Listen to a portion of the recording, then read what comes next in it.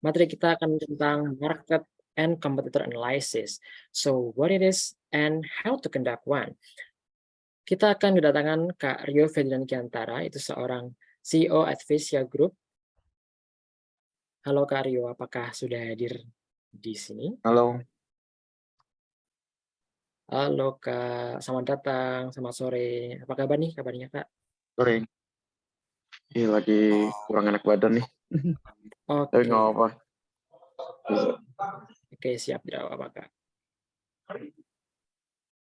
Nah, teman-teman boleh juga dipersiapkan ya catatannya ataupun juga boleh nih ketik di laptop mungkin ya, yang pakai laptop atau pakai HP atau apapun, atau di buku juga boleh ya. Kalian eh, feel free untuk gunakan apapun yang kalian miliki. Halo Kak Rio, gimana nih? Apakah sudah aman untuk bisa menyapa teman-teman semua di sini? Sore ini, kalau boleh tahu sedang stay di mana ya Kak? Sekarang lagi OTW ke Malang. Oh wow, nice. Semoga selamat sampai tujuan ya Kak. Berarti ini masih di perjalanan ya Kak, di dalam Yep. kendaraan.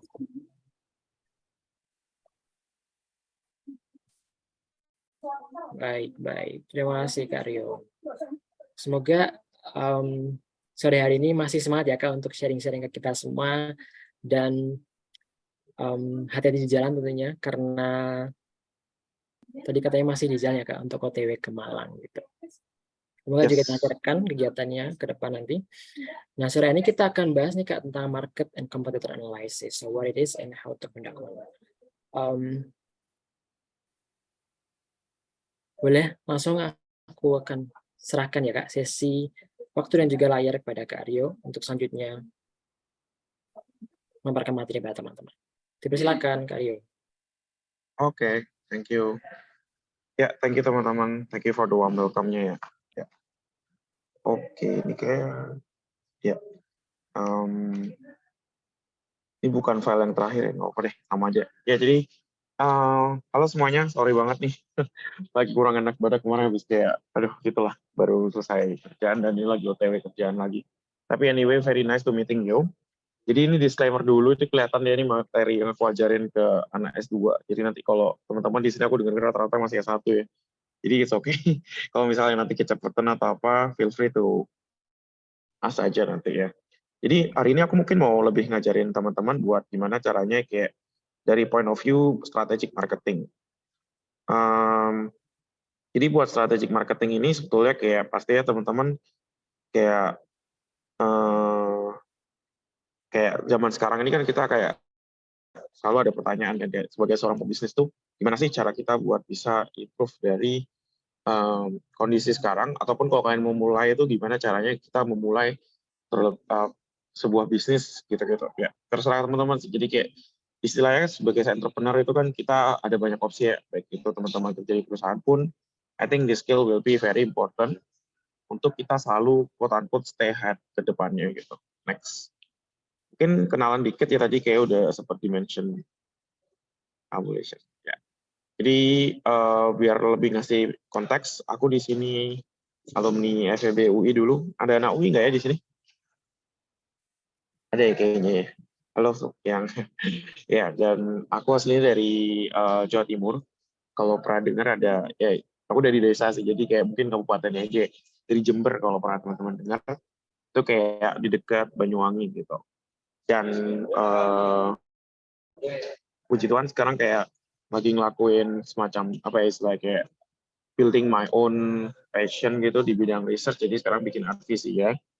Dan dulu mungkin pernah kayak ada pengalaman kerja di luar negeri bentar gitu. Jadi kayak kesempatan kemarin kerja di Shopee Singapura, pernah kerja di Monitor Singapura dan ya sekarang udah habis mostly in Jakarta sih. Tapi kayak ya kayak sekarang lagi ada proyek jadi sering juga keluar kota. Kalau teman-teman di sini ada yang di Balikpapan, let me know karena kayak bulan Agustus awal bakal ke Balikpapan juga. Terus kayaknya 2 minggu lagi dari sekarang bakal ke Malang lagi gitu. Besok juga bakal hari ini udah OTW ke Malang sih. Jadi kayak kalau ada yang di Malang juga, ya siapa tahu kita bisa catch up gitu ya. Jadi feel free to contact me later. Ya mungkin itu aja sih quick intronya. Next. Jadi mungkin kita langsung masuk aja ya ke materi. Jadi buat hari ini, next, kita akan kasih kayak beberapa konteks gitu. Jadi kayak sebelumnya kemarin kan diminta tolong sama panitia kayak lebih dari point of view gimana caranya kalau kita building sebuah competitiveness ya. Dan aku akan kayak lebih dari point of view strategic marketing. Jadi kayak lebih intinya gitu. Terus selanjutnya kayak kita akan bahas juga terkait dengan source of advantages dan pastinya yang paling penting nanti gimana dari point of view competitive consumer knowledge analysis. Jadi ini mungkin yang kayak jadi bread and butter ya. Ini agak banyak slide-nya, jadi nanti kayak aku akan go through dulu. Feel free nanti teman-teman kalau misalnya mau tanyain dan ya atau kayak tadi panitia udah ada ground rules-nya ya, tapi kayak feel free kalau misalnya mau diketik dulu atau apa, nanti kita bisa review. Oke, mungkin boleh langsung aja kita masuk ke main course-nya. Jadi buat kasih introduction dulu ya kita. Next. Ya, next. Jadi kalau kita ngomongin tentang keunggulan, apa sih sebenarnya kayak keunggulan kompetitif gitu ya. Jadi kalau misalnya di sini sih sebetulnya kayak ada, mungkin teman-teman sering dengar istilah kayak, apa sih kompetitif itu gitu. Jadi kayak, ini chart di sini lebih bantuin teman-teman ya. Jadi kayak in general sih ada dua ya. Jadi dari segi gimana kita bisa main secara cost sama secara differentiation gitu. Pastinya kalau misalnya kita ngomongin kayak biaya itu merupakan sebuah komponen penting dalam kita bikin bisnis ataupun kita kerja di perusahaan. Kenapa? Karena itu yang akan mengefek ke harga jual yang dibeli konsumen. Apalagi kalau misalnya kita ngomongin dalam satu kategori yang sama gitu. Paling gampang misalnya teman-teman kalau beli air, sering lihat harganya nggak kok ke Indomaret atau ke supermarket yang lain. Atau teman-teman tiba-tiba langsung kayak ya udahlah kayak brand, pokoknya aku suka brand A gitu, aku beli brand A aja, nggak merek ganti yang lain. Nah itu juga barusan contoh di mana ada yang main strateginya cost leadership, jadi targeting orang-orang yang memang lebih price sensitive. Ada juga orang-orang yang lebih kuat di branding, misalnya kayak PG gitu. Pernah ada beli air PG nggak? Ya Rexer tiap ini nih minum air PG nih kayaknya. nggak canda-canda. Ya jadi kayak kalau air PG itu mahal ya, biasanya kan kayak 30.000, tapi kenapa orang masih beli? Mungkin karena branding dan lain-lainnya gitu. Tapi juga banyak banget, apalagi kalau teman-teman ke daerah, ada merek-merek air yang mungkin nggak pernah didengar di tingkat nasional, tapi strateginya mereka itu di cost-nya, seperti itu. Nanti aku akan share juga beberapa contoh yang pernah aku bantu atau pernah aku share. Next. Next. Ya, jadi untuk next-nya, nah, ini ada 3 komponen yang paling penting sih, dan ini kita ngomongnya biasanya 3C gitu. Core offer atau value proposition, competitors, and also consumer atau target market gitu. Mungkin di sini teman-teman pasti bingung kan, kenapa sih kita harus tiga-tiganya gitu, kayak ngomongin kompetitif. Karena tiga-tiganya ini nggak bisa terlepas satu sama lain. Jadi misalnya core offer itu tadi, misalnya kayak feature yang menarik, yang buat beda dari yang lain, entah itu dari segi harga ataupun dari segi diferensiasi. Nah, target marketnya juga perlu kita identify, karena beda target market, beda permainan gitu ya. Contoh tadi air putih, air mineral. Nama lagi air mineral karena lagi sekarang ada proyek juga, jadi kayak kamu gitu kan. Teman-teman ada yang pernah dengar Pristine nggak? Ada yang pernah dengar nggak? Yang botolnya kayak lebih tebal gitu. Target marketnya Pristine pasti beda sama target marketnya Cleo misalnya. Nah itu contoh bahwa kayak di dalam dunia kompetitif, sebelum kita ngomongin kompetitors ya, pastinya kita perlu tahu nih siapa aja sih pemainnya dan target market yang mana gitu. Jadi kayak tiga komponen ini, gampangnya 3C ini sangat penting. Next.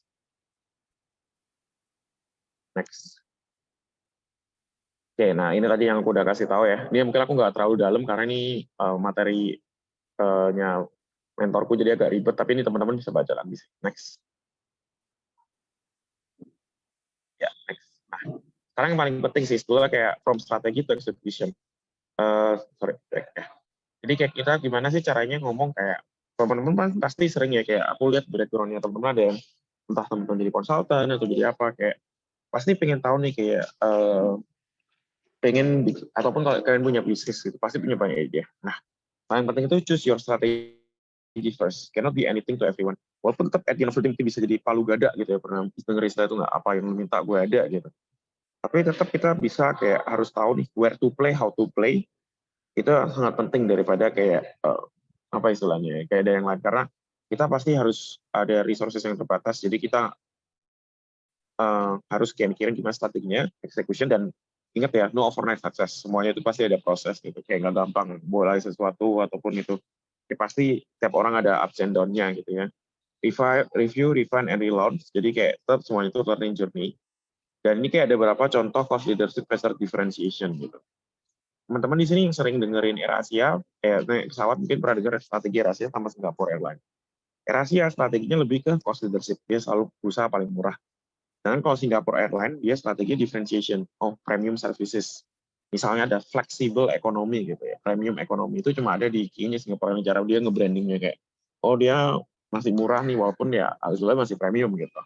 Gitu caranya. Dan berbagai macam contoh-contoh yang lain. Next. Nah, ini juga ada contoh kalau hotel ya, ini kayak mungkin akan baca ini. Teman-teman di sini ada yang sering, kalau buat orang yang sering jalan ke hotel kayak aku, kadang kalau sekarang nih bisa aku di The Westin gitu. Kalau Westin itu mungkin kadang aku kenapa ini karena kemarin juga ada acara di sini sih. Tapi kayak in general, kalau aku sendiri sih selalu melihat kayak pengen yang Formula One hotel aja lah, karena aku juga bisnis travel, datangnya juga malam, perginya juga pagi banget gitu. Jadi kayak ngapain juga nyari hotel yang mewah-mewah. Nah, tapi ini dari research, sebetulnya kita bisa tahu apa sih yang dicari orang gitu ya. Jadi kalau misalnya dilihat tuh Formula One Web ini, jadi yang ternyata yang paling dicari orang itu adalah yang penting kasurnya bagus, bersih, room quietness, dan pula harga itu kayak ternyata nggak ini dibanding one star. Sedangkan kalau one star tuh tanggung kan ya, kayak di kurvanya gitu. Jadi apalagi kayak kita two star gitu. Itu kayak ini. Nah, kalau Formula One yang penting itu kayak hotel buat orang bisnis kan. Yang penting kasurnya enak, hygiene, tapi nggak usah ada kayak lounge-nya nggak usah gede-gede deh, room service-nya nggak usah gede-gede gitu. Mungkin kalian pernah sering lihat ya kalau di MRT yang ada gitu. Sorry, kalau misalnya mungkin teman-teman pernah lihat ya ada hotel yang kayak emang targeting orang-orang yang sales atau kerja. Next. Oke, nah aku langsung masuk dulu ya. Nanti mungkin pertanyaan bisa di akhir. Mungkin teman-teman bisa sambil catat aja. Sekarang kita ke sumber dari advantages itu. Apa sih sebetulnya yang membuat seseorang itu jadi advantage? Next. Oke, nah ini lebih dalam ya. Jadi kayak mungkin ada beberapa istilah teknis. Tapi yang penting yang one way to gain an advantage competitor by differentiating your product or from them. Gitu. Jadi kayak secara apa ya bahasanya kayak where how our consumer perceive us gitu.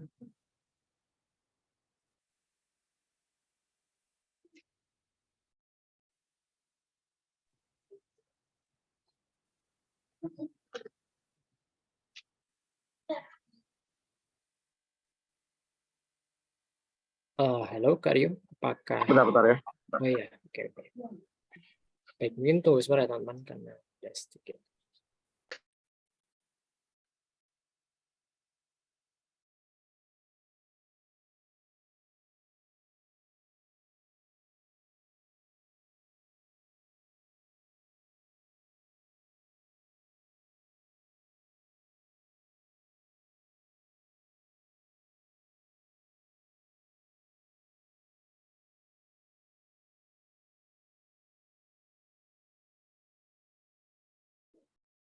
Oke, teman-teman sambil menunggu Kak Rio masuk kembali, masuk untuk menyampaikan materi, teman-teman boleh sambil relax sejenak ya. Jadi sambil menunggu Kak Rio kembali untuk mengisi, kita boleh untuk sedikit relax lah ya. Boleh gerakin badan sedikit gitu, ataupun juga mungkin nulis lagi nih, misalnya teman-teman tadi yang lagi nyapu gitu, boleh dilanjutkan. Mungkin hal-hal yang tadi masih belum kita tuliskan gitu, boleh untuk dilanjutkan gitu. Mungkin masih ada di pikiran aja gitu, tapi belum tertuliskan, itu boleh untuk dituliskan aja.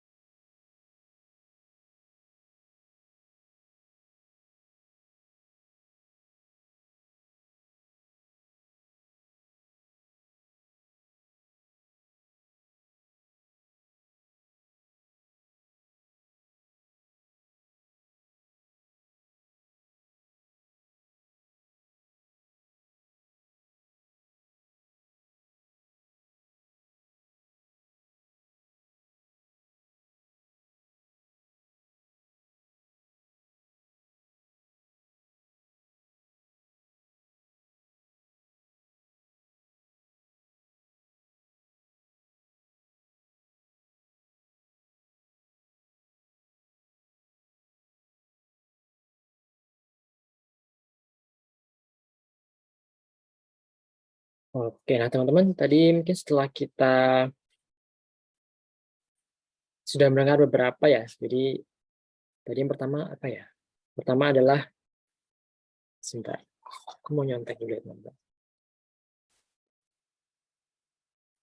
Ini kan kita sudah bahas nih tentang search of advantage gitu ya. Tadi yang pertama juga sudah terkait kompetitif gitu.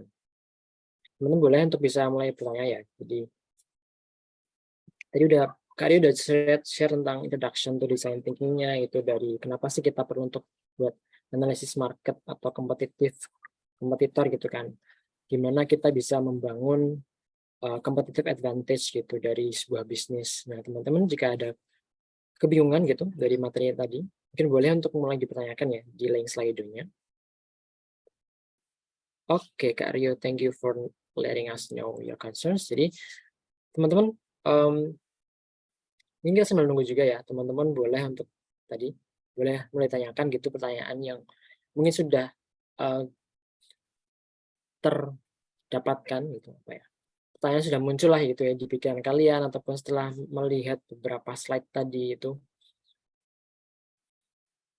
Atau aku mau nanya deh sama teman-teman di sini yang mau, nanti aku tunjuk ya misalnya kalian nggak ada yang mau volunteer gitu, aku mau ada volunteer dong buat teman-teman yang sudah mungkin mendengarkan dengan baik tadi ya. Kira-kira apa aja sih yang sudah kalian dapatkan gitu. Jadi berapa slide yang tadi disampaikan sama Kari? Ada yang mau coba sharing ke teman-teman nih mungkin yang baru join gitu ya. Tadi ada yang mungkin masih ada kendala di awal sehingga baru join. Teman-teman yang sudah join dari awal, sudah ikut game, sudah sampai tadi mendengarkan dari awal penjelasannya Kak Rio, boleh banget untuk bisa share ya ke teman-teman sini. Oke, di sini aku melihat ada yang stay on cam dari tadi Kak Sakif mungkin. Apakah bisa untuk mungkin sedikit share Kak dengan kita? Halo Kak, ya mungkin aku nggak bakal bahas banyak yang disampaikan Karyo tadi. Yang aku tangkap dari awal sampai akhir itu mungkin eh, terkait building competitive advantage itu yang tadi ada dua jenis terkait cost leadership sama differentiation. Jadi di mana kita tuh kalau buat bisnis tuh bisa milih antara dua jenis itu, gimana kita menciptakan bisnis yang berkualitas ataupun yang murah. Nah, terus di sana juga ada sempat dibahas tentang komponen 3C competitive advantage, itu ada target market, terus ada kompetitor sama value proposition. Nah, ya di sana di Karyo jelasin kita mesti ngelihat gimana kompetitor kita, terus gimana target market yang mesti kita hadapi. Ya pokoknya harus kita sesuaikan juga dengan value proposition yang bakal kita buat di bisnis. Mungkin yang ku tangkap itu dulu aja sih Kak. Kasih. Oke, thank you so Sorry, much. supaya thank you tadi kayak summary-nya kedengeran ya, saya lanjutkan. Oke, thank you Aryo, silakan dilanjutkan. Oke, ya, thank you, sorry ya. Ya, kita lanjut ya. Jadi kalau misalnya tadi udah putih summary-nya, aku dengar jelas ya. Kita go through yang selanjutnya. Jadi kalau misalnya kita ngomong terkait dengan sumber dari sebuah keunggulan, kalau misalnya kita ngomong ada pertama itu diferensiasi atribut produk. Jadi kalau misalnya kita lihat nih, mulai dari atribut produk kita pasti contohnya packaging misalnya. Kalau misalnya produk fisik ya, kalau produk digital tuh lebih agak susah diferensiasinya. Tapi paling gampang misalnya warna. Kalian pasti ingat kan kalau misalnya aplikasi e-commerce orange misalnya siapa, aplikasi e-commerce warna hijau siapa, dan lain-lain gitu ya. Itu yang pertama, atribut. Kedua, willingness to pay. Pernah dengar nggak sih istilah willingness to pay? Jadi kayak customer willingness to pay itu istilah gini, kalau misalnya kenapa sih kayak Gucci gitu ya, Louis Vuitton jarang kayak ngasih diskon gitu. Karena emang target market mereka willingness to pay tinggi. Justru kalau misalnya harga turunin, orang malah kayak, lah ini asli nggak sih gitu. Karena willingness to pay mereka emang gede. Terus selanjutnya price differentiation, price discrimination. Ini kayak contoh paling gampang harga students. Gitu. Kalau misalnya kalian pernah lihat ya kayak di lingkungan kampus tuh kan sering banget ya kayak ada istilahnya apa ya? Kayak bahasanya kayak makanan-makanan atau produk-produk yang mungkin kayak atau contoh kalau ini aku contohnya dulu kalau misalnya di Jakarta gitu ya, saya kayak pasti lingkungan kampusnya tuh lebih murah ya dibandingkan kayak di luar kampus. Kenapa? Karena ya emang itu strateginya mereka, bisa jadi brand yang sama harganya beda-beda tergantung lokasi juga. Nah, sumber yang lain adalah kemampuan mengunderstanding dari customer kita sendiri atau di market, itu merupakan juga salah satu dari source of advantage. Jadi kayak market research and competitive analysis itu buat beberapa brand itu justru yang menjadi core-nya mereka. Kalian pernah dengar Huawei nggak? Huawei itu kayak logonya kan dari kayak apel diiris-iris gitu. Jadi dari awal justru mereka itu sangat kayak kekuatannya mereka itu benchmarking dan berusaha jadi kayak kompetitif gitu di market. Jadi itu sih contohnya. Terus selanjutnya kolaborasi, pastinya tetap ya kolaborasi itu justru kayak jadi source of advantage. Ada beberapa brand gitu ya, misalnya kalau misalnya brand olahraga sport gitu, sport shoes gitu, mungkin teman-teman sering dengar kayak Adidas dan lain-lainnya gitu ya. Jadi kayak Adidas itu mungkin kayak sering kayak kolaborasi sama kayak pemain basket misalnya kayak James Harden gitu. Bentar ya teman-teman, sorry.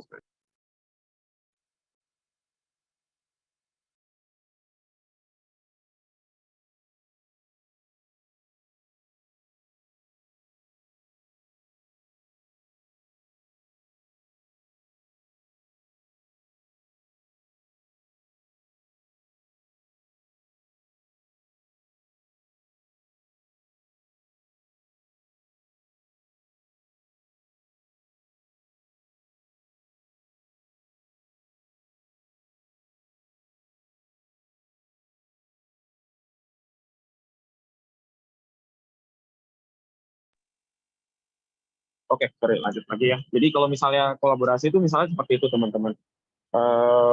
Next, sorry banget ya. Ini sebelumnya aku ngeplan, aku udah nyampe ke lokasi ya, tapi kayak karena urgent matter, sorry banget ya lagi di jalan, jadi kayak banyak disruption. Next, oke. Nah ini contoh ini mungkin kayak misalnya Warby Parker gitu. Kalian mungkin kayak ini saingannya kayak Ray-Ban, pernah dengar nggak? Kayak dia tuh kacamata apa istilahnya kayak istilahnya ini ya, kayak perusahaan perkacamataan gitu ya. Jadi kayak salah satu yang dia unik adalah dia tuh ngasih kayak affordable designer eyewear gitu. Dan nah ini ada juga mungkin teori yang selalu kayak ini biasanya diajarin ke S2 ya. Tapi nggak tahu mungkin kalau teman-teman di sini ada yang pernah dengar gitu. Pernah dengar istilah job to be done nggak?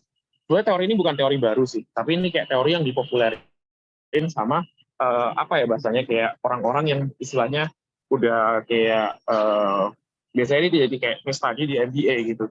Jadi kalau misalnya job to be done sendiri itu apa sih yang dilakuin oleh kenapa customer itu jadi kayak istilahnya pekerjaan yang harus dilakukan oleh customer dalam kasus ini, kenapa customer pakai brand ini? Jadi kayak kenapa dia pakai Warby Parker untuk provide high quality and affordable price and also give back to community. Nah ini juga salah satu yang mereka tonjolin. Jadi mereka tuh kayak tiap kali kita beli kacamata kayak ada impact, entah mereka nyalurin ke NGO dan lain-lain gitu ya.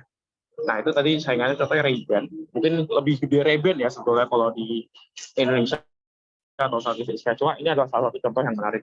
Dan komitmen gitu, ya oke, tadi pertanyaan aku sekalian menjawab di akhir ya. Ya, jadi kalau misalnya secara brand kayak, jadi kayak misalnya apa sih yang bisa mereka ini, jadi kayak giving back to community itu juga salah satu strategi yang ditonjolin sama sebuah brand. Karena kalau misalnya kalian lihat ya, kayak ada beberapa brand yang targeting, every time you, lupa ya, ntar ya, sorry.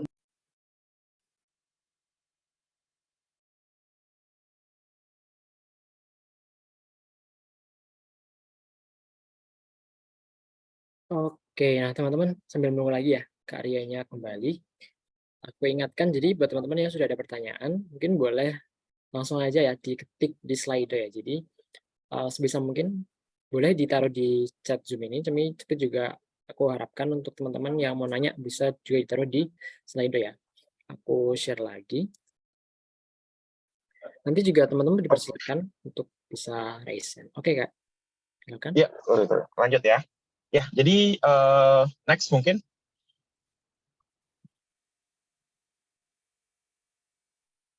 Oke, nah ini ada beberapa lagi sih, kayak sebenarnya keunggulan itu banyak ya, jadi nggak cuma tadi. Misalnya good customer service, faster or cheaper shipping, discount, terus color and aesthetic, brand identity, source of goods. Semuanya ini sebetulnya kayak salah satu keunggulan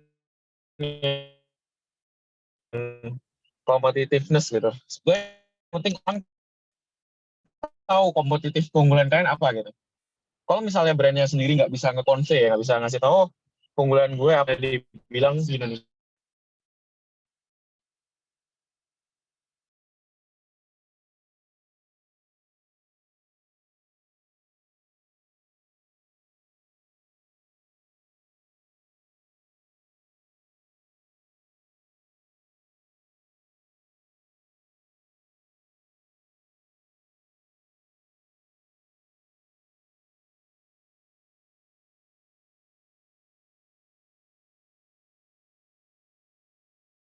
Oke, harap bersabar ya teman-teman, karena kebetulan nih speaker kita juga sedang mobilitas, sedang terpindah gitu. Oke, silakan Kak Rio, bisa masuk kembali.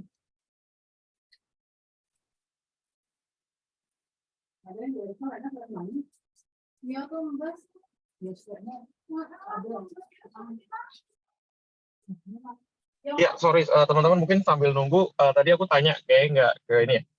Mungkin teman-teman boleh di kolom komentar kira-kira kalau keunggulan McD dibandingin sama yang lain apa ya, sambilnya aku sebentar ini kita nyasar jadi harus bantu berinya nyari tempat dulu. Bentar ya. Jadi kayak ya mungkin Oke, boleh Kak. sambil ini ya nunggu, boleh coba diisi menurut kalian dibandingin KFC, AWW dan lain-lain apa sih keunggulan McD? Siap-siap. Oke, thank you Kak Rio for untuk ordernya. Jadi teman-teman boleh ya kasih tanggapannya. Mungkin boleh berpikir dulu ya, kasih berpikir untuk kemudian nanti kalian bisa jawab di kolom chat terkait mungkin keunggulan tadi ya McD gitu. Dibandingkan mungkin brand-brand mungkin fast food yang lain gitu ya teman-teman, misalnya kayak tadi ada KFC ataupun apa misalnya dan teman-temannya gitu ya. Mungkin kayak ada PHD misalnya gitu.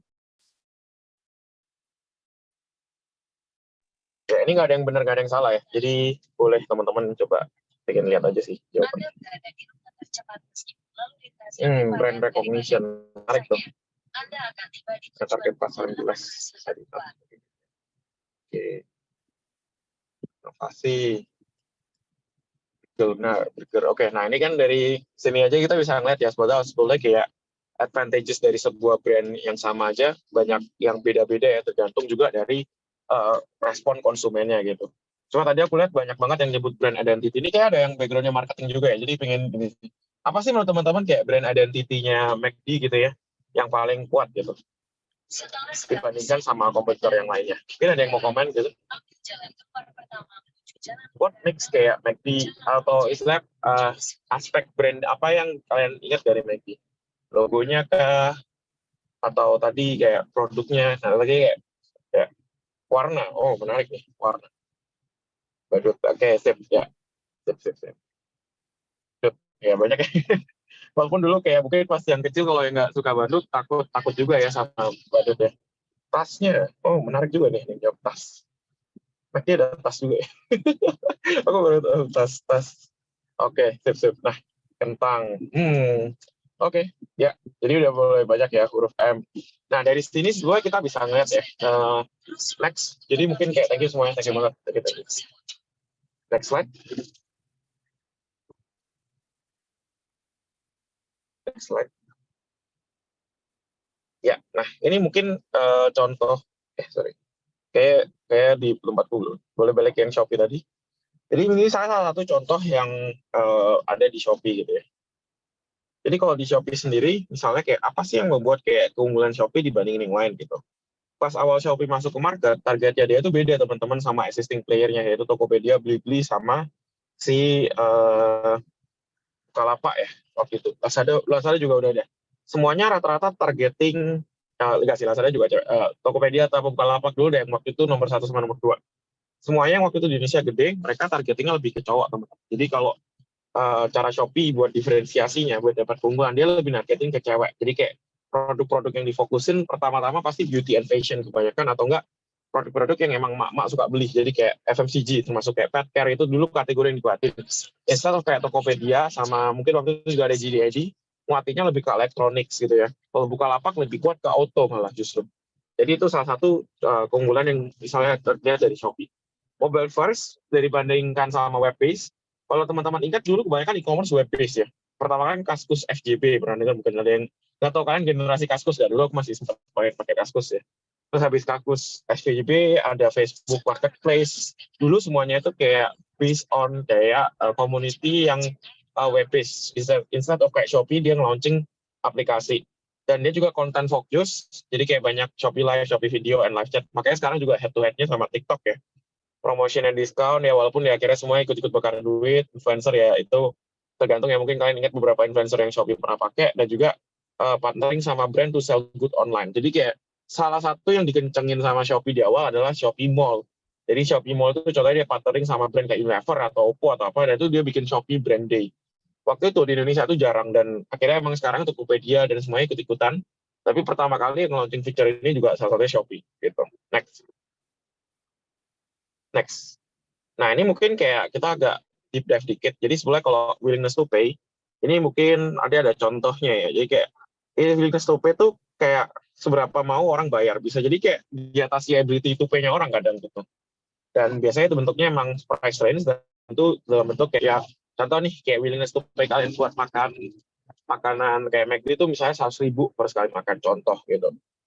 Nah, dan juga ingat ya teman-teman, ada faktor yang membuat kita mengaruhi ETP, ada extrinsic differentiation. Jadi kayak istilahnya kayak bisa dilihat gitu ya, observable, no need to ask directly. Contoh yang misalnya kayak kelihatan banget dari umur gitu. Pastinya makin umur, logiknya ya, makin umur, makin income-nya makin tinggi, makin highly educated, gitu, makin tinggi, tergantung juga sih produknya apa, makin tinggi willingness to pay gitu, in general. Tapi gender misalnya kalau buat kosmetik atau beauty, pasti women lebih gede daripada men, walaupun mungkin sekarang terakhir sih riset tentang makeup cowok juga lagi growing ya teman-teman ya. Dan juga pasti lokasi gitu, domisili di mana itu juga mempengaruhi. Intrinsic itu yang harus diriset, contohnya adalah behavioral tentang risk gitu, risk tolerance, berapa dia mau dia terima risk, dan juga seberapa ini mungkin kayak dia desire sama orang ini, dan seberapa passionate dia terhadap sebuah item. Contohnya kalau misalnya kemarin kita ada proyek tentang fans engagement platform gitu ya, Korea di sini ada yang fans K-pop nggak ya? Mungkin banyak ya, beberapa ya, kayak aku juga dulu lumayan aktif di fandom. Tapi anyway, dari situ kita sebenarnya ini adalah intrinsic difference yang emang harus kita dalemin gitu, kalau nggak kita bakal tahu. Next.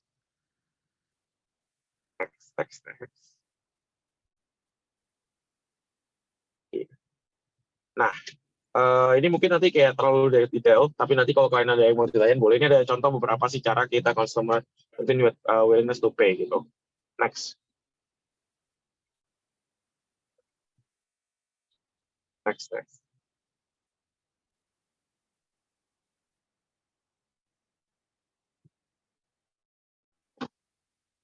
Oh, great.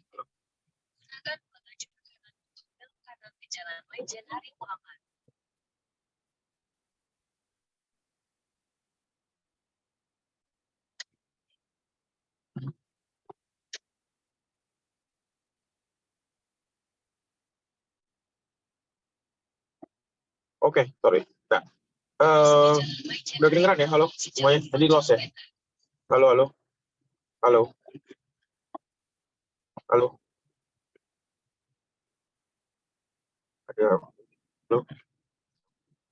Oh, oke, kedengeran ya? Oke. Thank you, Rektor. Boleh balik tadi ya yang ke gambar itu ayam. Nah, jadi ini contoh kayak, sorry mungkin kayak itu main thread. Ya, jadi kayak boleh kembali ke gambar ayam.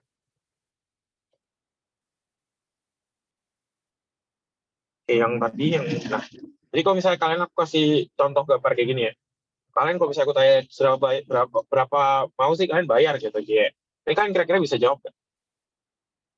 Dari satu ini mungkin kayak ya satu piece ayam gitu, atau dari gambar ini aja kira-kira kalian udah bisa nggak jawab kayak how much you're willing to pay gitu. Mungkin boleh sambil komen ya, kira-kira kalian mau nggak atau sorry, kalian bisa nggak jawab, atau kalau misalnya kalian bisa jawab langsung aja jawab, oh kak aku mau bayar segini nih buat ayam ini gitu.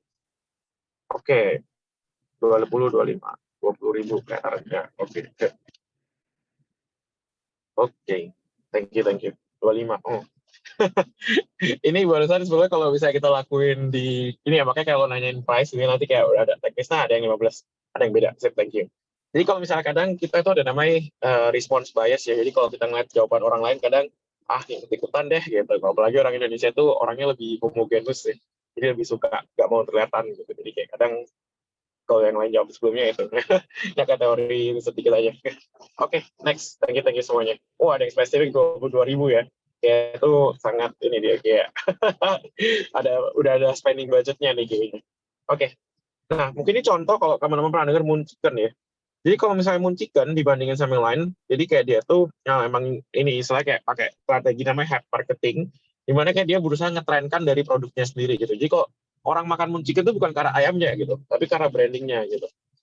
Ini adalah salah satu contoh kalau misalnya dibandingin sama ayam yang tadi nih, kalau gambar doang, pasti willingness to pay-nya kayak lebih tinggi yang si Moon Chicken ini daripada kayak semacam ayam goreng aja yang kayak tadi gambarnya nggak ada brandingnya, nggak ada kayak ya it's just kayak memang mungkin produknya kelihatan enak, tapi pasti kalian sendiri juga tadi rata-rata cuma 20.000 ya. Padahal sedangkan kalau Moon Chicken itu paling murah kalau nggak salah 40.000-an juga gitu. Jadi 2 kali lipat ya daripada kayak rumah ini contoh. Nah ini yang kita sebut dengan brand premiumization. Next. Oke, nah ini kita mulai masuk ke topik yang agak berat dikit, tapi nggak apa-apa ya teman-teman, kita sambil belajar. Nah, price discrimination itu tadi kayak udah contoh bentar ya, kayak student gitu. Dan misalnya orang tahu ulang tahun gitu ya. Nah, biasanya memang price discrimination itu bukan not main competitive advantage, tapi ini bisa jadi salah satu keunggulan gitu. Karena misalnya kalau kita ngomongin apa ya istilahnya, ini kan sebetulnya sifat dari price discrimination itu adalah untuk kita mengejar market share gitu ya. Nah, sebenarnya kayak sekarang udah less populer ya dibandingin dulu. Mungkin teman-teman masih ingat nggak? Mungkin saya pernah ngalamin ya kayak Gojek Grab masih perang-perangan harga paling murah tuh.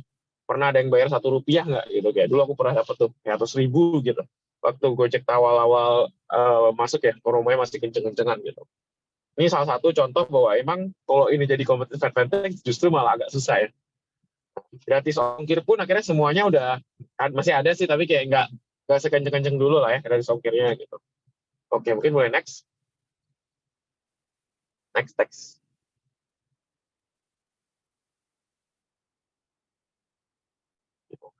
Oke, nah tadi market research dan conversational behavior, jadi kayak istilahnya kita bisa confirm dan improve our business tadi ya. Jadi kita bisa tahu nih customer base-nya kita kayak gimana, reduce risk of generating bias business idea. Dan memang sih sebenarnya kalau sebagai profesi market research, mungkin di sini teman-teman siapa tahu yang udah ada yang pernah intern mungkin ya, atau kayak masih exploring tapi mungkin tertarik. Profesi market research tuh kalau aku boleh bilang di satu kalimat ya, dibandingin sama orang-orang kreatif gitu yang di agency gitu, atau entrepreneur lah in general gitu ya, pasti mereka inovatif, which is good gitu. Kayak aku pun sebagai kadang aku positioning diriku juga kadang harus balance antara sebagai entrepreneur dan sebagai researcher. Tapi kerjaan kita sebagai researcher adalah buat bantuin orang-orang yang awang-awang tuh yang lagi terbang di atas langit, buat minimal turun dikit lah ke atas awan, atau ya kalau bisa sampai ke bumi ya, biar nggak terlalu ngawang, jadi yang penting bisa explainable juga gitu. Karena emang creativity itu istilahnya it's good, tapi kayak pas kita ngomongin business sense, kita harus sebagai nge-approach-nya kayak gimana sih cara ini bisa turning jadi competitiveness. Karena kalau terlalu kreatif juga nggak bagus. Tapi kadang ada perusahaan yang memang menonjolkan kreativitasnya. Bisnis itu emang tergantung juga ya dari kayak positioning-nya. Maka tadi balik ke slide yang awal, kalian harus tahu nih kayak kalaupun nanti kalian mau bikin bisnis ataupun kalian kerja, apa sih visi perusahaannya gitu. Apakah mereka how they brand themselves. Misalnya kalau contoh ngomongin HP gitu ya, pasti kayak Apple itu terkenal kreatif gitu. Dan orang beli Apple karena brandingnya jelas gitu, bukan karena kualitas produknya. Sebenarnya produknya dibandingin Oppo gitu, atau misalnya dibandingin sama Vivo, mungkin bisa jadi kayak ya di parsial nggak terlalu kelihatan mungkin ya, tapi kayak karena brandingnya bagus, cara kreatif, produknya inovatif, nah itu yang dibuat orang join. Next. Oke, next. Ini mungkin akhirnya tahu detail, nanti next saja dulu. Oke. Nah, ini kayak mungkin competitive analysis yang kita mau tekanin ya teman-teman. Jadi kayak kita tahu kayak learn from the company that compete for our potential customer gitu. Jadi ingat dulu kita scoping dulu customer yang kita ini, dan pasti pertanyaan pertama ya, Kak, kalau misalnya aku nggak jelas nih siapa target customer, atau ini jujur ya kadang kalau di Indonesia sering nemu klien jawabannya customer kita semua gitu. Wah, itu udah ya nggak ada ya target customer semua ya.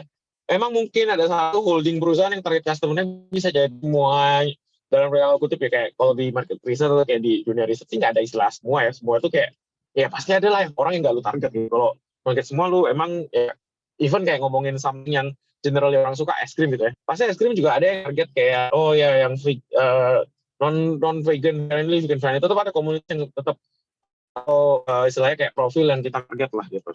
Nah dari sini kita tahu nih area yang kita mau ini.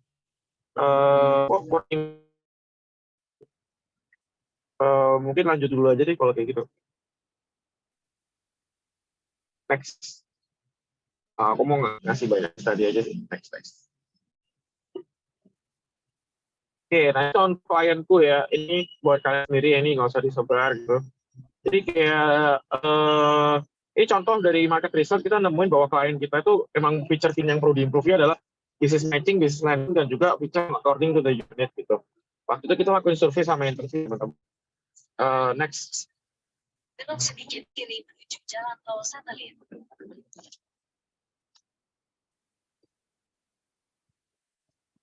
Nah ini contoh lain yang kayak aku dulu bantu di perusahaanku sebelumnya.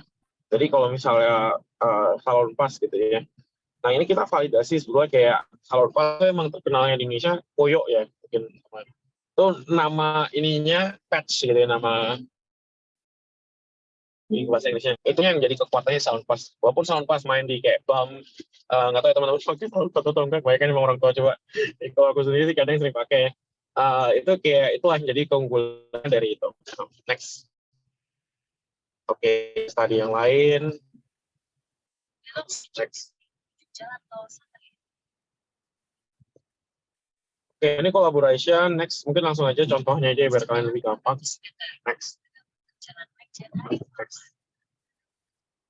Nah, ini contohnya yang aku dulu bantu juga. Kalian pernah dengar Softtech ya? Mungkin wanita pernah dengar ya. Terus kayak dia ada produk bayi juga, ada produk dewasa, Confident. Kalau yang bayi, brandnya Swi sama Happy Baby.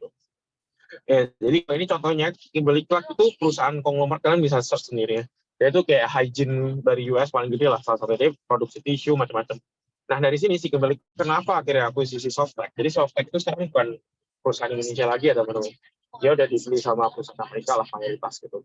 Kimberly Clark ini dia akuisisi karena emang kolaborasinya lebih make sense buat mereka. Jadi Kimberly Clark itu dulu pernah masuk Indonesia, cuma gagal gitu. Dan karena Softtech udah nguasain ini, ya akhirnya karena Kimberly Clark sendiri ya beli aja deh buat menangin market Indonesia. Gitu. Dan sekarang sih kalau bisa dibilang Softtech udah bisa ngalahin ini ya, Mami Poko ya, saingannya paling gede kan ini apa grupnya Mami Poko tuh. Dan kategori bayi pun yang dulu Mami Poko nomor 1 gitu ya. Mungkin juga kalian pernah dengar Pampers ya. Kalau Pampers sih udah lama kalah ya. Pampers itu walaupun banyak, kalau nggak tahu sih tergantung daerah. Kalau di Jember atau di Jawa Timur masih banyak orang yang gantiin popok pakai Pampers gitu. Padahal Pampers itu dulu kan PNG udah nggak terlalu banyak. Sekarang kecil banget. Next.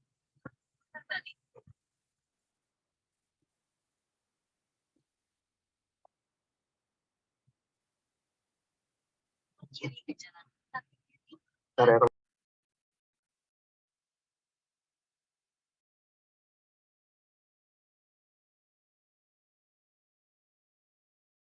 Nah ini contoh lain juga dulu waktu aku sempat kayak bantu Uniqlo ya. Ini yang aku propose, jadi kayak teman-teman pernah dengar mungkin Animal Crossing gitu ya. Jadi dari sini kenapa? Karena mereka waktu itu mau targeting lebih ke orang-orang yang, jadi kalau kalian tahu Animal Crossing itu sebenarnya pemainnya kebanyakan bukan anak kecil ya, tapi kayak orang dewasa gitu. Dan umurnya kayak kira-kira sekitarnya 28 sampai kayak kalau nggak salah sekitar segitu ya, seumuran gitu. Jadi kayak ini contoh yang bisa dipropose buat Cat Valley. Next.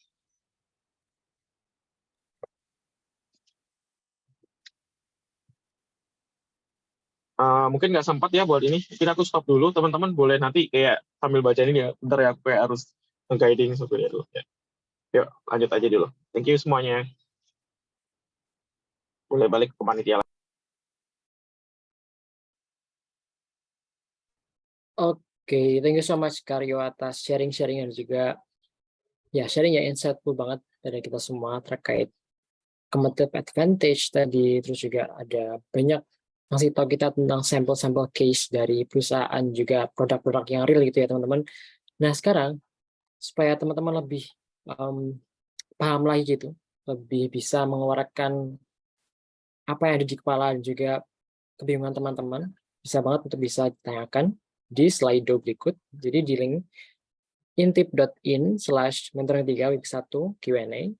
Boleh langsung digedor di situ.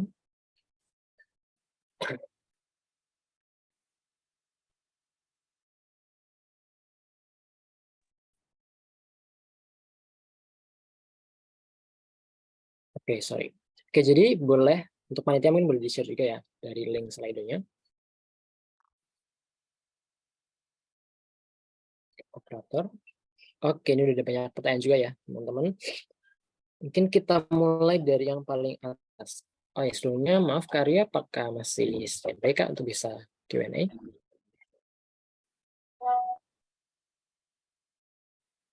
Gak apa-apa. Sambil dibacain aja questionnya kalau boleh.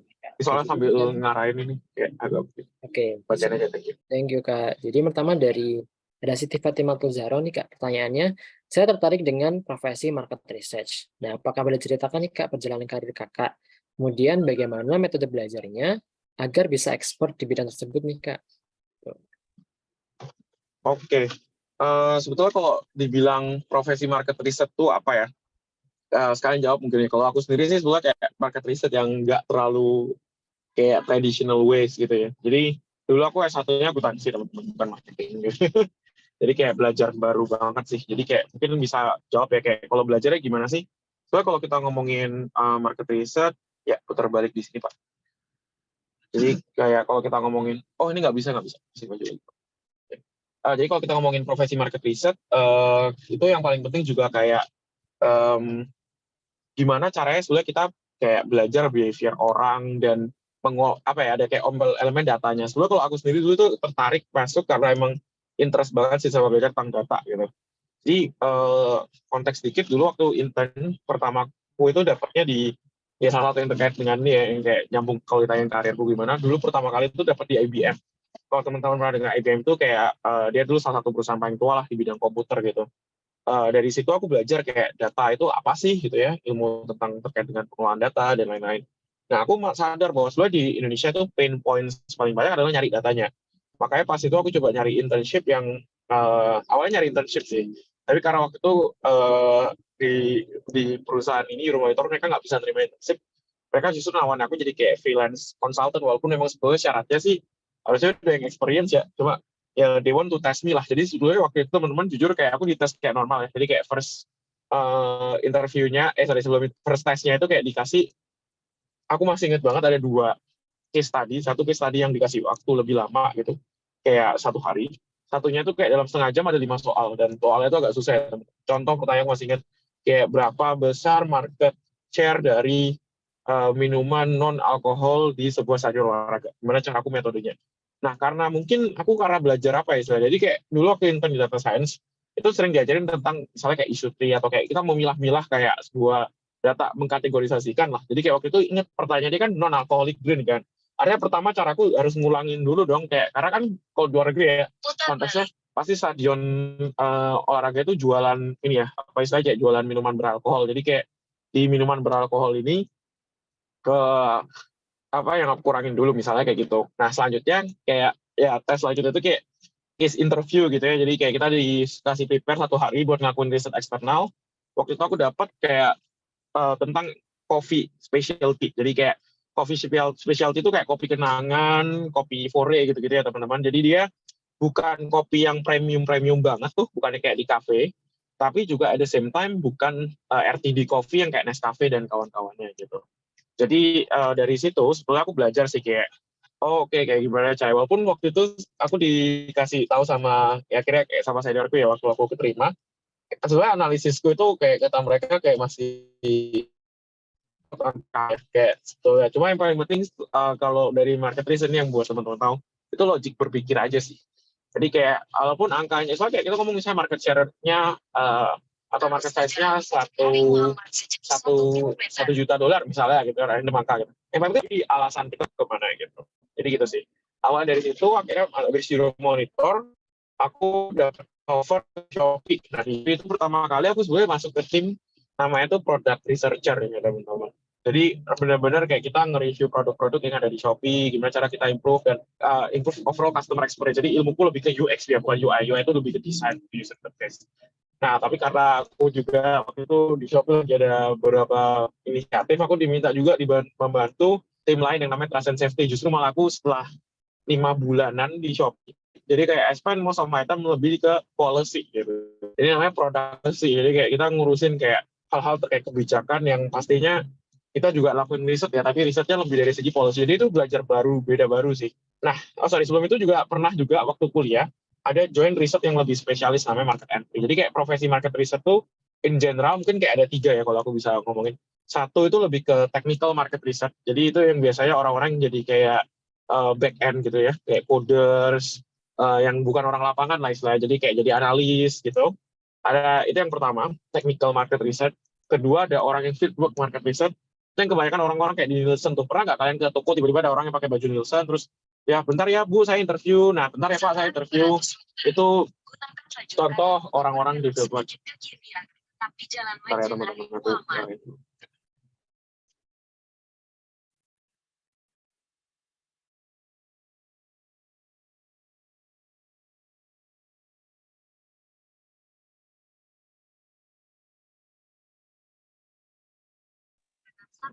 Ya, habis itu ini lurus Pak. Terus profesi yang ketiga mungkin dari market research sendiri itu lebih orang yang kayak iya sorry Pak kanan. Nah ini akses tol ini. Nah itu dia Pak, lurus saja ini udah masuk tol sih. Iya, nah profesi yang itu lebih ke dari apa ya perspektifnya mungkin dari segi kayak konsultan gitu. Jadi kayak lebih banyak phishing ke klien ya. Jadi kayak mungkin kalau aku bisa bilang kayak gitu. Jadi kalau aku sendiri lebih ke Euromonitor awalnya kan masuk ke pasti semuanya dari bawah ya. Analis sih generalis banget gitu. Tapi aku sempat diangkat jadi sentral di mana kayak kadang dilibatin juga buat kita present ke klien. Nah itu beda sih challenge-nya teman-teman. Gimana kita belajar juga sebagai market researcher juga story. Jadi kita kayak cerita, kayak presentasi, itu mungkin cara beda gitu. Nah mungkin kalau kamu sendiri tertarik ya buat profesi market itu binatral boringnya buat teman-teman yang lain. Jadi itu sih apa ya kayak quick ininya kayak tentang overview market research. Nah kenapa aku akhirnya balik? Sebenarnya aku baru banget sih teman-teman kayak ya I'm still relatively young gitu kayak even kayak sekarang mungkin di Indonesia I'm the youngest kayak orang yang ngelit sebuah perusahaan market research gitu kayak Mas Tender pasti kayak aku memang udah aku enggak sih karena kayak akhir bulan ini aku baru umur 24 ya jadi kayak I'm still very young gitu jadi justru itu malah yang kayak buat competitiveness tuh dan ya jadi kayak source of advantage gue adalah karena aku muda kadang emang pikirnya mungkin beda sama senior researcher yang tua-tua ya jadi kayak dulu juga sempat dimentorin sama one of the greatest market researcher di Indonesia namanya Pak Iwan dulu kalau pernah dengar TNS yang sekarang jadi Kantar terus Ipsos itu dulu yang mentorin aku namanya Pak gitu jadi dari Pak Iwan sih aku belajar banyak gitu. Ya, itu sih mungkin semoga menjawab. Kalau ada yang mau ditanya lagi boleh kontak aku aja kita bisa ngobrol lagi. Balik ke Pak Diden. Oke, thank you so much Karyo for sharing. Jadi mungkin kalau aku bisa bilang perjalanannya cukup panjang ya. Jadi tapi memang selalu ada titik awalnya gitu ya, Karyo dan juga teman-teman. Jadi memang ini tadi kalau aku ingat sedikit dari ceritanya Karyo itu, jadi memang beliau ini mulai dari analis gitu ya, dari sebuah perusahaan, terus akhirnya di-offer ke perusahaan yang lain, terus daftar juga ya Kak, proses daftarnya juga, terus akhirnya dapat project, kemudian ada di titik juga bahwa menjadi market research itu bukan cuma soal teknikalnya, ada non-teknikalnya juga, terus ada tadi aku dengar akhirnya malah mengurusi market research tentang si policy-nya Kak, jadi mengurusi kebijakan dari mungkin produknya ataupun mungkin terkait research dari si perusahaannya gitulah ya, kalau aku nggak salah bilang. Kemudian juga tadi Ya. apa tadi ya, jadi konsultan juga ya Kak, jadinya memang akhirnya ya market research ini bukan satu profesi yang apa ya spesifik gitu ya Kak, jadi bisa juga general kemana-mana gitu akhirnya nanti teman-teman. Benar, karena mungkin dulu kalau dengar market research, ingatnya ya kalau zaman dulu tuh orang yang bawa papan kemana-mana itu surveyor, itu emang benar itu profesi market research, tapi itu sebagian kecil sih dari total profesi market research yang ada ya. Karena itu biasanya dia kan orang yang lebih field ya bahasanya, kayak ngurusin lapangan gitu. Ya. Oke, thank you so much Kak. Jadi Thank you. gitu ya, semoga Kak Zahra juga teman-teman juga semakin paham, nanti mungkin akan bisa tanyakan lagi lebih lanjut gitu. Oke, kita lanjut ke pertanyaan berikutnya dari Anonymous nih. Ya. Oke, saya bertanya, faktor apa sih Kak yang dapat menyebabkan macetnya pencarian unique value usaha kita sendiri? Karena banyak nih brand yang mirip dengan kita. Good question. Gue pertama sih emang ya kalau dibilang bisa gak sih Kak kita punya unique value proposition yang sama kayak brand lain gitu. Bisa aja sih gitu ya. Contoh ya. Ini kayak nggak mau ngelaporin teman-teman tapi makanan paling gampang. Soalnya teman-teman kalau bisa ditanya ya kayak yang diunggulin KFC sama McD itu sebenarnya kalau di luar negeri apa?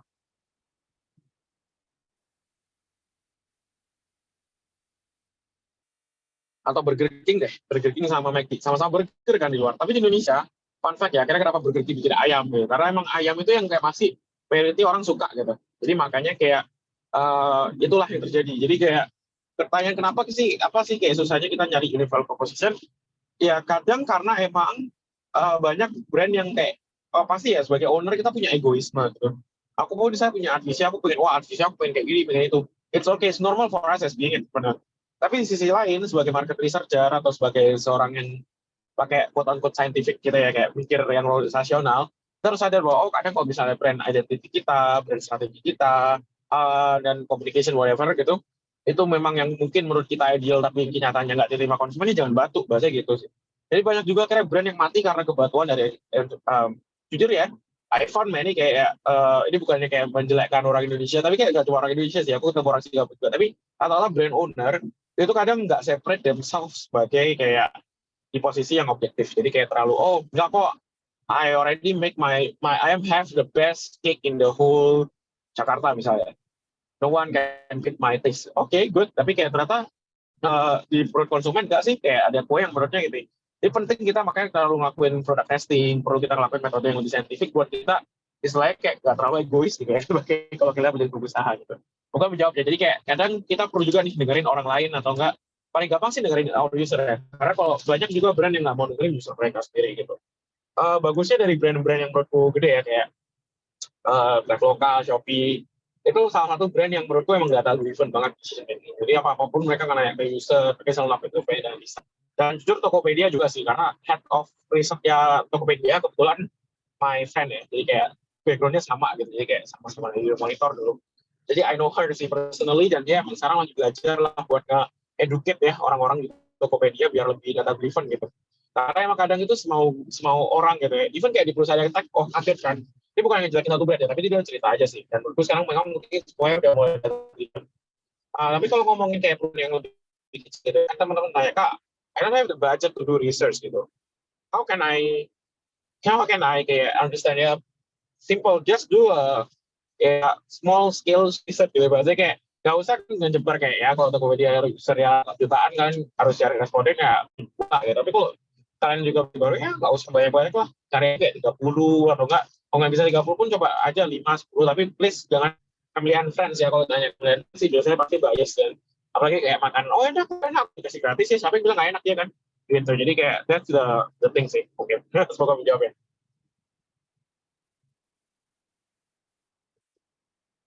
Oke Kak, thank you so much for the answer. Semoga menjawab ya teman-teman juga Anonymous ataupun teman-teman yang sudah yang juga bingung nih terkait unique value proposition gitu.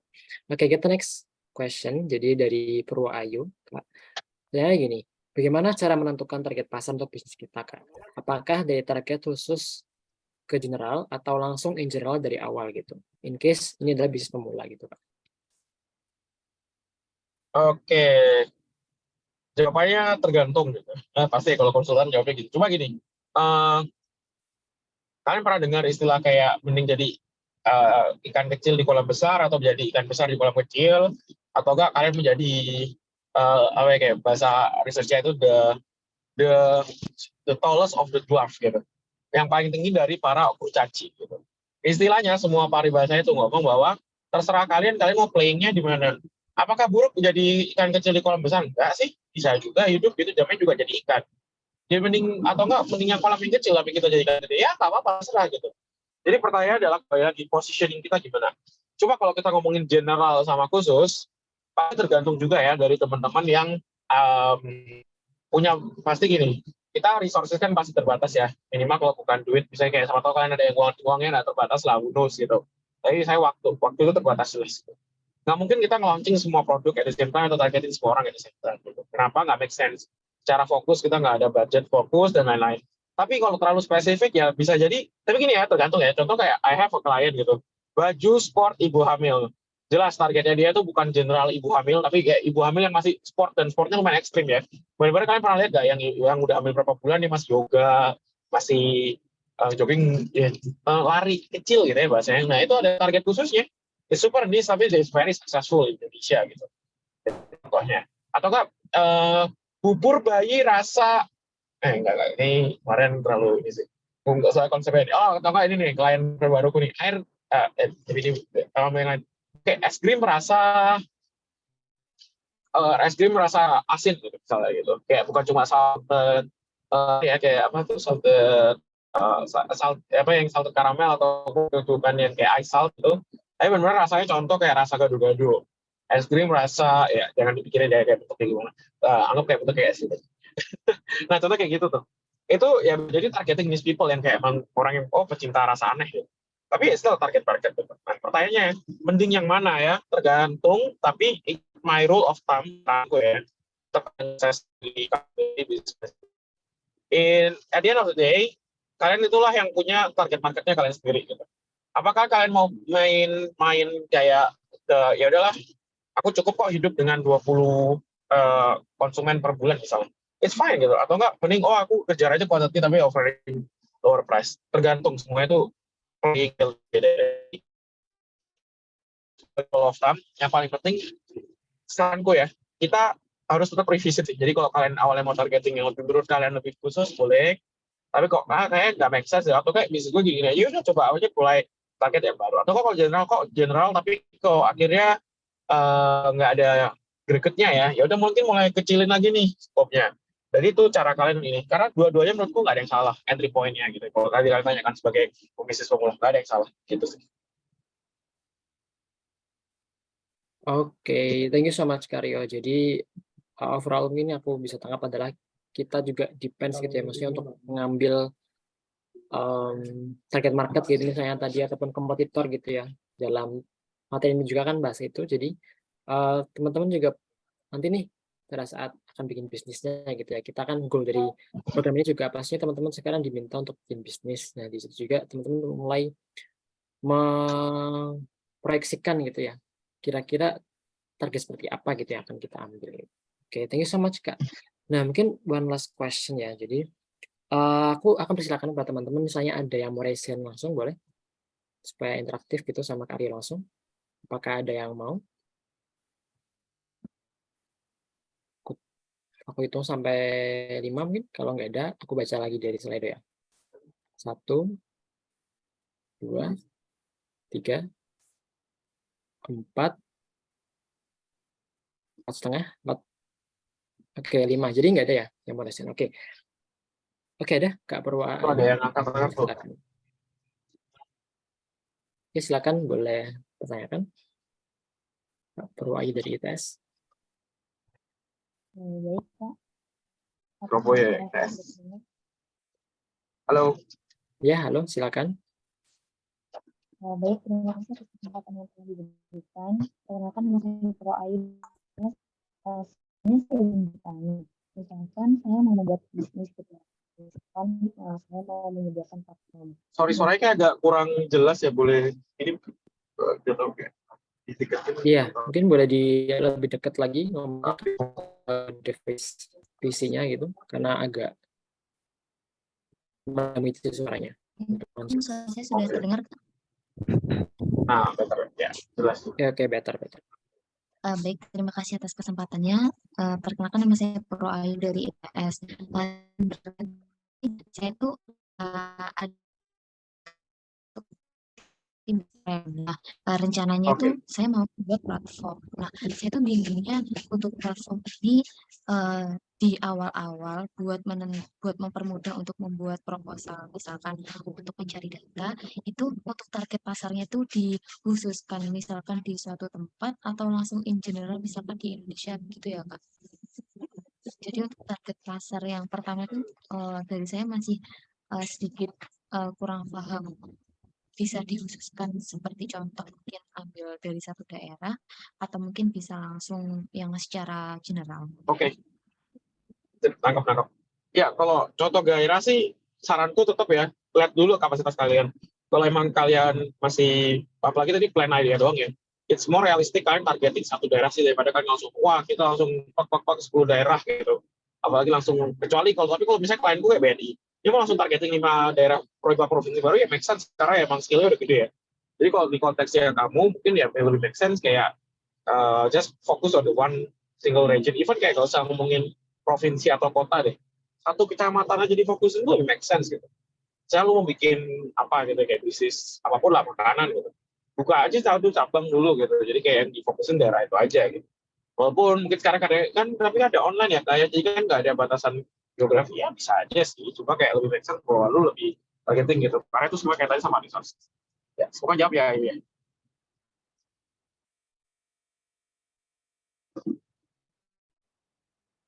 Benar nggak? Oke, thank you Kak Rio. Gimana Kak Purwahyu, apakah sudah jelas? Sudah aman, terima kasih Kak. Oke, terima kasih. Oke, terima kasih Kak Purwahyu dan juga Kak Rio atas jawabannya. Nah, teman-teman sekalian, pertanyaan tadi sayang sekali menjadi akhir dari sesi Q&A malam hari ini karena ingat waktu ya. Jadi kita akan lanjut ke agenda selanjutnya. Sebelumnya kami juga mengucapkan terima kasih banyak pada Kak Rio yang telah meluangkan waktunya dan juga memberikan banyak sekali insight baru pada kita semua untuk malam hari ini di tengah perjalanannya gitu ya. Terima kasih banget. Nah, jadi kami persilakan Thank you teman-teman. sampaikan sertifikat sebagai apresiasi dari kami. Nah, untuk teman operator yang akan dokumentasi, dipersilakan. Oke, Untuk Kak Andre, slide 1, untuk foto ya Kak. slide 2, bentar. Oke, sudah. Baik, terima kasih. Terima kasih kembali. Iya. Saya sampaikan kepada Kak Rio. Oke Kak, mohon jangan live terlebih dahulu sebentar. Jadi setelah ini kami akan ada foto session juga pada teman-teman semua dari Emisaris, para peserta malam hari ini. Jadi teman-teman panitia juga boleh untuk bisa on cam ya. Jadi kita akan ada sesi foto bersama. Sebelum kita lanjut ke agenda selanjutnya dan akan berpisah nih mungkin dengan Kak Rio dari acara hari ini. Boleh ya, jadi kita akan Ini nggak kelihatan deh. Bentar. Ya, nggak apa-apa. Pakai flash report. Masih dijelaskan, Kak. Siap. Iya nih, aku udah di tol. Udah di dekat Malang berarti ya, Kak? Nggak kelihatan. Ya lumayan lah harusnya berdiri sampai. Oke. By the way teman-teman, kalau misalnya ada yang di Malang ya, atau ada keluarga, besok ini sih, kalau misalkan ada waktu juga nih, aku besok mau lagi ngadain survei proyek kecilan sih di Malang, dan lagi nyari volunteer sih. Ya berbayar dikit lah, tapi aku nggak ada banyak teman. Siapa tahu ada yang base di Malang, kontak aku aja langsung ya malam ini. Bisa kayak ada proyek kecilan lah buat kayak lakuin. Nama proyeknya itu kita social listening, jadi kita dengerin orang-orang yang di sekitar kita. Ya. Jadi kayak WA aku, coba WA aja langsung ya, siapa tahu kalau teman-teman lagi di Malang dan ya nggak harus orang Malang ya, tapi better kalau kalian di Malang gitu, karena ini agak sedikit culturally contextual, namanya nama riset yang lebih spesifik nos gitu.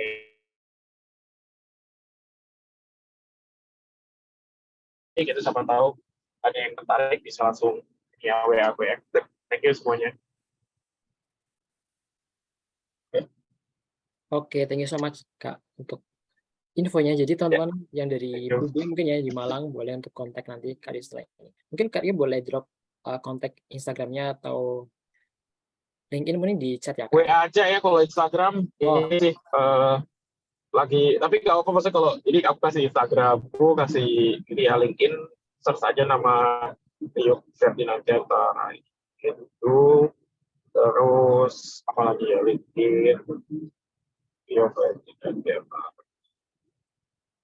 Ya. Oke, ini sambil teman-teman juga persiapkan ya. Ini email juga ya, siapa tahu kalian ada yang mau nge-email gitu. Tapi kayaknya siapa tahu aja gitu. Ini email kerjaku, @asia.group. Ya, bisa kontak-kontakan aja. Kita juga lagi hiring junior associate, teman-teman. Siapa tahu ada yang udah mau lulus ya. Bisa langsung kontak ke nanti mungkin dari panitia Rexel atau siapa, kalau ada yang tertarik bisa di-pass aja CV-nya ke ini ya, ke Cika ya. Kayak biar diproses sama Cika. Kita lagi hiring junior associate. Lagi open intern, kayak sayangnya enggak sih teman-teman, tapi ya nggak apa-apa kalau bisa kalian lebih nyari intern, just pass the CV first gitu. Nanti kalau ada opportunity lain, coba kita lagi nyari yang full time sih, yang terutama sama tahu teman-teman ada yang mau lulus ntar lagi gitu ya. Menarik banget, menarik. Thank you so much, Kak. Jadi ini malam ini Thank kita you, juga thank ada you. semacam hiring dadakan gitu ya untuk teman-teman eksklusif buat emisaris malam hari ini. Oke, teman-teman sudah siap? Apakah ada yang mau on cam lagi? Kalau nggak ada, kita langsung take picture ya. Mungkin boleh dari komite juga kalau masih ada yang mau on cam. Oke, bisa on cam. Mungkin dua lagi, satu lagi. Oke. Oke, Oke, slide 1. hitung ya. Oke, slide 2. Bentar, aku bisa nyalain nih. Nggak apa gini. Oke, Kak. Ya, silakan Kak Andre, boleh hitung. Oke. 1, 2, 3. Oke, selesai. Oke, thank you ya semuanya. Once again, sorry ya tadi kayak kalau banyak kendala ini.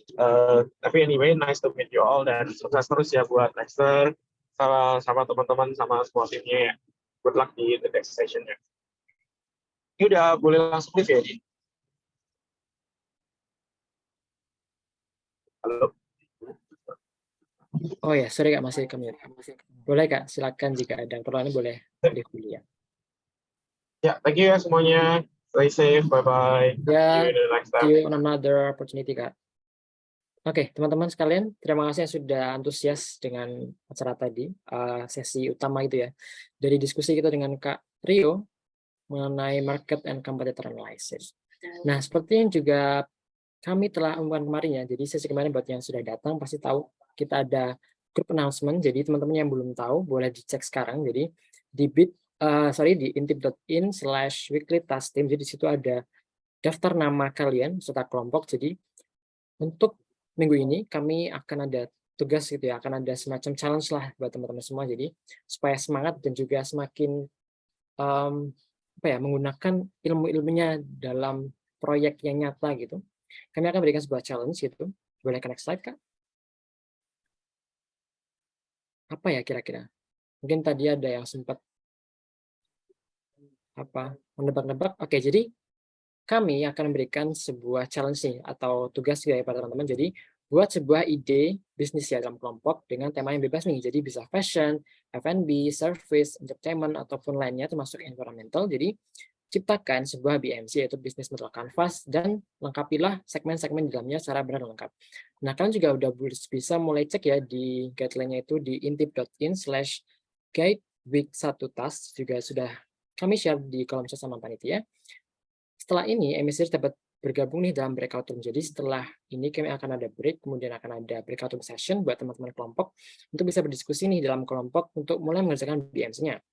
Setiap kelompok dapat melaksanakan diskusi kembali di luar jadwal kelas. Jadi setelah rangkaian malam hari ini selesai, itu kalian boleh bahkan untuk diskusi di asinkronus gitu lewat grup chat ataupun lainnya sesuai kebutuhan masing-masing. Kemudian ada sedikit informasi terkait kriteria penilaian BMC-nya ya. Jadi ide gagasan produk itu 30%, kemudian kreativitas produk 20%, kemudian ketepatan dan juga kelengkapan matriks itu 50%. Jadi setengahnya itu penilaian dari ketepatan dan juga kelengkapan si matriksnya. Kemudian terakhir, penilaian BMC ini akan dilakukan oleh panitia bisnis catalyst ya, jadi oleh kami, sehingga hasil dan keputusannya itu tidak dapat diganggukan nih teman-teman. Jadi dimohon untuk persiapkan dengan sebaik mungkin ya, dengan memperhatikan kriterianya, kemudian juga diusahakan tepat waktu ya, karena batas pengumpulannya itu akan di minggu depannya. Jadi sebelum kita masuk ke sesi berikutnya nih, seperti yang teman-teman tahu juga ya, kita akan ada sesi lagi nih minggu depan, hari Jumat gitu. Sebelum itu kalian diharapkan tuh sudah selesai nih tugas di minggu ini ya. Jadi supaya tidak menunda ataupun tidak menumpuk tugasnya gitu, teman-teman juga akan fokus lagi nih ke acara berikutnya. Boleh connect juga, Kak. Oke. Oke, sekarang ini kita akan ada langsung breakout room session. Jadi teman-teman boleh untuk diskusi, masuk ke roomnya masing-masing, timnya gitu ya. Sudah dicek juga di link tadi, semoga. Kalian cek lagi jika masih belum tahu. Di intip.in/ apa tadi? Weekly task team ya. Jadi kalian cek masuk ke tim berapa gitu, kemudian bisa langsung join ke breakout room-nya. Untuk kalian diskusi dan juga bisa mulai nih di brainstorm gitu dengan teman-teman di grupnya, memulai bikin BMC atau Business Model Canvas. Oke, enjoy ya teman-teman. Jadi selamat berbincang-bincang, selamat juga bisa nanti networking ya. Jadi manfaatkan kesempatan ini buat kalian kenalan sama sesama peserta emisaris di Business Catalyst ini, supaya kalian juga nantinya akan menjadi sebuah kelompok yang apa ya, yang dinamis gitu ya, sebuah kelompok yang juga bisa combine each other gitu, semuanya bisa kerja bareng-bareng nih di project ini gitu, sampai ke depan. Oke, see you teman-teman di main room nanti setelah 25 menit ya. Jadi setelah breakout room session kalian dimohon untuk masuk lagi karena kita akan ada briefing lanjutan. Silakan.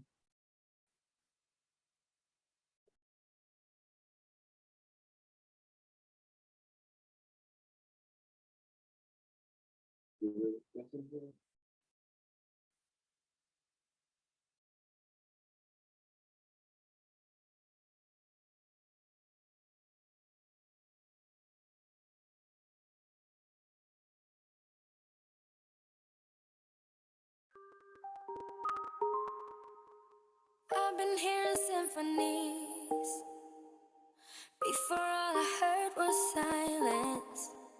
A rhapsody for you and me. And every melody is timeless. Life was stringing me along. Then you came and you cut me loose. Was solo singing on my own. Now I can't find the key without you. And now your song is on repeat. And I'm dancing on to your heartbeat. And when you're gone, I feel incomplete. So if you want the truth, I just wanna be part of